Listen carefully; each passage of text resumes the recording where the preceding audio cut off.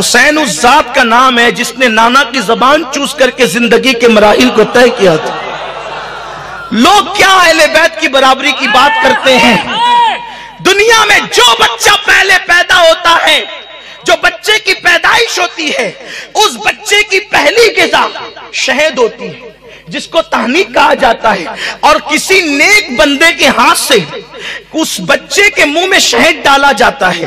کبھی مسجد کا مؤذن آتا ہے شہد چٹانے کے لیے، کبھی کسی مسجد کا امام آتا ہے شہد چٹانے کے لیے، کبھی کوئی شیخ طریقت پیر طریقت آتا ہے شہد چٹانے کے لیے، خوش نصیبی زیادہ ہے تو کوئی سید آ جاتا ہے شہد چٹانے کے لیے۔ مگر قربان جائیں، اللہ اکبر، آپ کو یہ بات بتاؤں کہ امام حسین اس خوش نصیب شخصیت کا نام ہے جس کے منہ میں پہلی غذا ڈالنے کے لیے مسجد کا مؤذن اور امام نہیں آیا، بلکہ نبیوں کا امام تشریف لایا،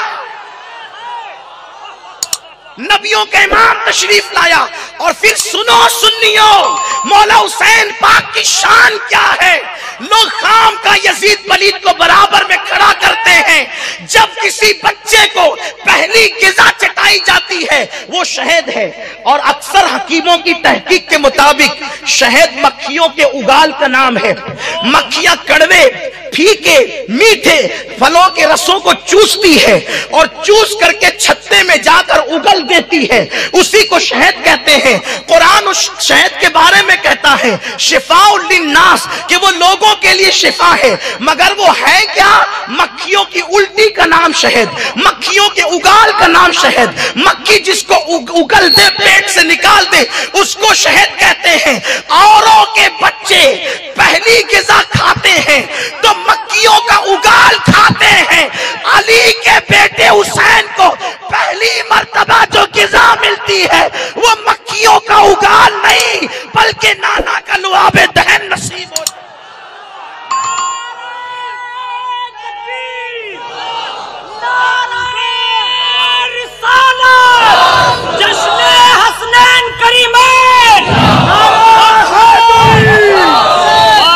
ایسا لگتا ہے پیچھے والے تھک گئے تو اپنی ڈیوٹی ختم کر دیں۔ میں اکثر کہتا ہوں کہ جب میں اصلاحی بیان کرتا ہوں تو میری تمنا رہتی ہے کہ سب چپ ہو کر سنیں، لیکن جب اپنے آقاؤں کا ذکر کرتا ہوں تو میری طبیعت یہ چاہتی ہے کہ پورا مجمع زندگی کے ساتھ سنیں، اس لیے کہ آقاؤں کا ذکر یہ وہ لوگ ہیں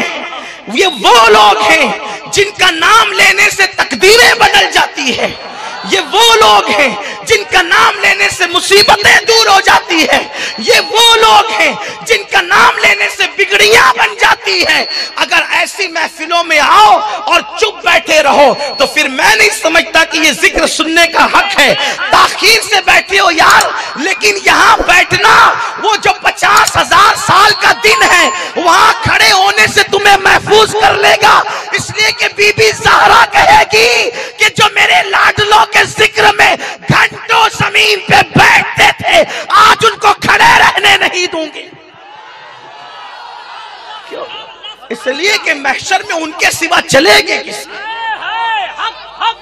محشر میں ان کے سوا چلے گی کس کی؟ تو عرض یہ کر رہا تھا مولا حسین پاک اس ذات کا نام ہے جو لعاب رسول، اور لعاب رسول تو بہت سے بچوں کو ملا لیکن لوگوں کو نکال کے چٹایا گیا۔ حسین اس شہزادہ والا تبار کا نام ہے کہ حضور نے نکال کر نہیں چٹایا کہ کوئی اور بچوں کی صف میں حسین کو بھی شمار نہ کرے، اوروں کو نکال کے چٹایا اور حسین پاک کو اپنی زبان منہ میں ڈال کر دے دی۔ حسین چوستے رہے ماں کے دودھ کی طرح، دنیا دیکھ رہی تھی حسین چوس رہے ہیں۔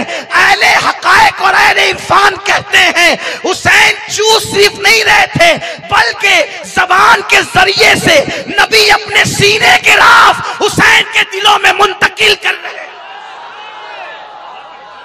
یہ مولا حسین پاک کی شان ہے۔ میں آگے بات بڑھاؤں گا لیکن بات پہلے یہ عرض کروں، جن حسنین کا ذکر آپ کرنے کے لیے یہاں جمع ہوئے ہیں، علماء کرام کے سادات کی بھی توجہ چاہتا ہوں، اس لیے کہ میرا اور آپ کا اگر کوئی احترام کرتا ہے تو پنجتن کے صدقے میں کرتا ہے، ورنہ ہمارے اندر کوئی سرخاب کے پر نہیں لگے ہوئے ہیں۔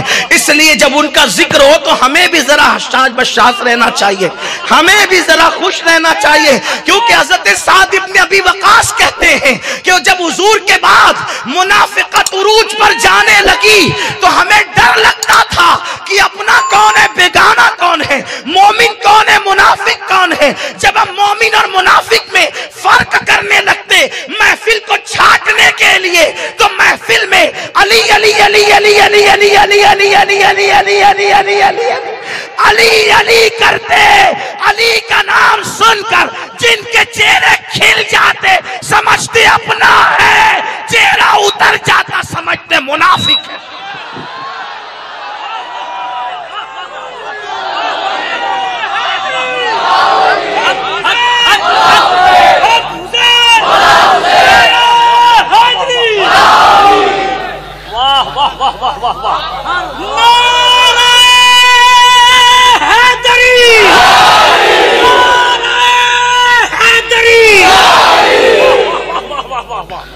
علی کا ذکر سن کر جن کے چہرے کھل جائے وہ مومن ہے، جن کے چہرے اتر جائے وہ منافق ہے۔ اس لیے کہ حسنین کے بابا کا نام علی ہے، اور یہ علی کون ہے؟ امام حاکم اپنی مستدرک میں لکھتے ہیں جو پیدا ہوئے تو کعبۃ اللہ کے اندر پیدا ہوئے۔ شاہ ولی اللہ محدث دہلوی ازالۃ الخفا میں لکھتے ہیں جو پیدا ہوئے تو کعبۃ اللہ کے اندر پیدا ہوئے۔ اللہ اکبر، اس طریقے کے درجنوں حوالے موجود ہیں، لیکن آپ نے بار بار سنا ہوگا، آپ نے بار بار سنا ہوگا کہ جب علی کعبے کے اندر پیدا ہوئے تو 3 دنوں تک آنکھیں بند رکھی۔ حضرت مولا کائنات مشکل کشا کی امی کو اور ان کے والد کو یہ خیال آنے لگا کہ بچہ ہے بڑا خوبصورت لیکن نابینا ہے، اسی لیے آنکھیں نہیں کھولتا۔ خوبصورت بچے کی پیدائش پر خوشی بھی تھی، آنکھوں کے بند ہونے پر تکلیف بھی تھی۔ 3 دن کے بعد 30 سال کے میرے پیغمبر تشریف لائے تو آقا علیہ السلام سے فاطمہ بنت اسد نے کہا، میرے بھتیجے محمد تمہیں بھائی آیا ہے، تمہیں بھائی آیا ہے، تمہیں بھائی آیا ہے، لیکن آنکھیں کھولتا نہیں ہے، شاید نابینا ہے۔ حضور نے فرمایا میرے بھائی کو میرے ہاتھ میں دو۔ جیسے نبی نے علی کو ہاتھ میں لیا، علی نے آنکھیں کھول کے بتا دیا، سب سے پہلے کسی کو دیکھوں گا تو آمنہ کے لال کو دیکھوں۔ نعرہ حیدری، نعرہ حیدری۔ آپ نے اتنا تو سنا ہے، لیکن میرے پیر خانے میں ایک کتاب ہے جو چھپ چکی ہے، 200 سال پرانی کتاب ہے، اس کے مصنف سید محمد بلگرامی رحمت اللہ علیہ ہے۔ سادات بلگرام میں بہت بلند مقام ان آقاؤں کا۔ سادات بلگرام جانتے کون ہے؟ یہ سادات بلگرام کی پہلی بات جو ہے، جو پہلی خانقاہ بلگرام شریف میں ہے، اس کے سب سے بڑے بزرگ سید دعوت الصغریٰ سید محمد رحمت اللہ علیہ ہیں، جو خواجہ قطب الدین بختیار کاکی کے مرید و خلیفہ ہے، جن کو فاتح بلگرام کہتے ہیں۔ وہی بلگرام کی شاخ جو مسئولی میں موجود ہے، وہی بلگرام کی شاخ محریرہ مطہرہ کے اندر موجود ہے، جہاں ہمارا پیر خانہ ہے، بڑے بڑے بزرگوں کا پیر خانہ ہے، 14ویں صدی کے مجدد کا پیر خانہ ہے، بدائیوں کے مشائخ کا پیر خانہ ہے۔ حد تو یہ ہے کہ چونچے مقدسہ کے صاحب سجادہ، سابق صاحب سجادہ، شیخ المشائخ حضور سیدی علی حسین اشرفی میاں رحمت اللہ علیہ بھی وہاں تشریف لے گئے، اور سلسلے قادریہ کی اجازت و خلافت انہوں نے بھی حاصل فرمائی۔ وہ محریرہ شریف بلگرام شریف کے شہزادوں کی جو ہے وہ خانقاہ ہے۔ آئیے آپ کو بتاؤں، خانقاہ کا تعارف آپ نے سن لیا، سید محمد بلگرامی رحمت اللہ علیہ کی کتاب ہے۔ اب ذرا دل کے کانوں سے سنیں۔ لوگ کہتے ہیں علی نے پیدا ہوتے ہی نبی کو پہچان لیا، ہم کہتے ہیں تو نے علی کو نہیں پہچانا۔ پیدا ہوتے ہی علی نے نبی کو پہچان لیا، ہم نے کہا تو نے نہیں پہچانا، اس لیے کہ علی تو اس سے پہلے پہچانتے ہیں۔ किसी ने रसूलुल्लाह को 40 साल के बाद पहचाना, किसी ने 43 साल के बाद, किसी ने 45 साल के बाद, किसी ने 50 साल के बाद, किसी ने 55 साल के बाद, किसी ने 60 साल के बाद, किसी ने 63 साल के बाद, और किसी ने सारी जिंदगी नहीं पहचाना। किसी ने देख देख कर सारी। अली वो हैं जो मां की पेट में थे।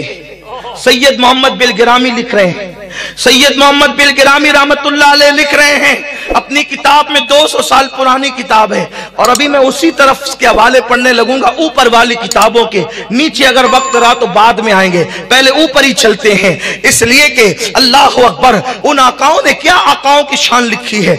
और बात इतनी है कि हक को छुपाने से हक छुप नहीं सकता। जैसे मुश्क पर खुशबू पर पैरा बिठाया जा सकता है, मुश्क पर पैरा बिठाया जा सकता है, उसकी खुशबू पे पैरा नहीं बिठाया जा सकता। फूल को मुक़य्यद किया जा सकता है, खुशबू को मुक़य्यद नहीं किया जा सकता। लेकिन अल्लाह अल्लाह, ये वो लोग हैं जिनकी शान अल्लाह ने कुरान में बयान की, जिनकी शान मुस्तफा जान रहमत में हदीस में बयान फरमाई। अली कौन है जानते हैं? मतलउल कमरैन से पढ़ने लगा हूं, आइए बात अर्ज करूं। मेरे आका अलैहिस्सलाम फरमाते हैं अली वो है जो जन्नत और जहन्नम का तकसीम करने वाला। हुजूर ने कहा जन्नत भी अली तकसीम करेंगे, जहन्नम भी अली तकसीम करेंगे। मेरे किसी एक अजीज ने पढ़ा था कि बचना है अगर अली से तो जहन्नम में जाइए। मैं कहता हूं अली से बचकर जहन्नम में भी नहीं जा सकता, इसलिए कि अगर कोई अली का इतना कट्टर दुश्मन है कि जहन्नम में जाना गवारा है, लेकिन अली से जन्नत लेना गवारा नहीं है, अली का चेहरा देखना गवारा नहीं है, अली का सामना करना गवारा नहीं है। कोई इतना बदबूदार सड़ा हुआ खारजी है, तो मेरे नबी ने फरमाया अगर जन्नत अली बांटेंगे तो जहन्नम भी अली ही बांटेंगे। यानी अगर आखिरत का ठिकाना चाहिए, बेहतरीन चाहिए या बदतरीन चाहिए, तो अली के हाथों के बगैर नहीं मिलेगा। जन्नत भी अली बांटेंगे, जहन्नम भी अली बांटेंगे। हुजूर अलैहिस्सलाम कहते हैं पुल सरात से साबित कदमी से गुजरने वाले वो होंगे जिनको अली चिट्ठी देंगे।